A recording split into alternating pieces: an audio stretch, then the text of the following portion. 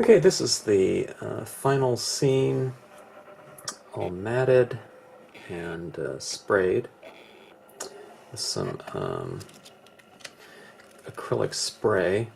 Um, some of the colors got a little bit kind of matted and a little bit duller looking upon drying. But you can see the edges here. I have this glare here, but let's see if we can see a close-up of this area right here. And just the, you can see the overall shininess of it and the saturated appearance after spraying, okay? Everything got a little bit darker and kind of brought back to the kind of the wetter ink look of a freshly stamped or ink applied scene, okay? So sometimes when you spray it like that, you can really bring out some of the saturated layers of ink, which is, you know, one of the characteristics of dye-based ink layers being layered on top of each other. So spraying can be good, and I love all the tones, but I've retained the lightness of the mist in here by not spraying it too much in here. So I've focused most of the spraying on the perimeter. Just did a real quick matte on here. A lot of times when I add in those white little dot details, I put this real thin matte layer of white, around the edge to kind of match the value and color and shape of little white dots to bring those out a little bit. And the violet in here just kind of to pick up some of those violet tones that were laid down in the scene. And just on the perimeter is it's a really deep blue, glossy, I guess kind of navy blue perimeter matte. So finished off and all done. And this video is just the spraying of the card. I thought that other video was just getting way too long, so and I wanted to show what that spraying can do for scene. So, anyways, thanks for watching. Okay, we're going to do some spray sealing here. I'm going to be using a Krylon crystal clear acrylic spray on this card that I just stamped out. Hopefully it'll bring out a little bit of a kind of a saturation and depth in some areas that kind of dry it a little bit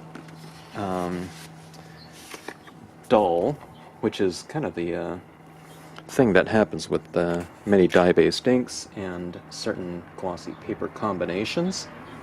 But that's not a problem when you spray seal it with just about anything. It can kind of regain some of the saturation that's been lost and kind of bring it back to a kind of a newly stamped value in terms of the depth of the ink, in terms of light and dark, and also the intensity of it. But here's the thing, some of these areas down here where I've laid down the pigment ink in a very thin, kind of mist-like effect, I don't want that to disappear. So I'm just going to hit those areas with a very light coating, okay, if I can. I'm going to hit this from it's probably about 15 inches away, so I don't get it too saturated. And I'm going to focus on the perimeter for the most part, because I don't have a lot of that pigment ink touch in their technique. Okay, hit it in short bursts.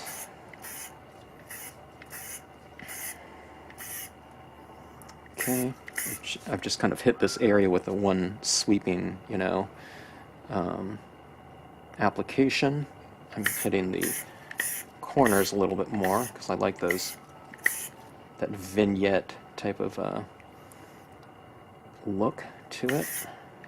So I want those edges to be fairly dark and saturated.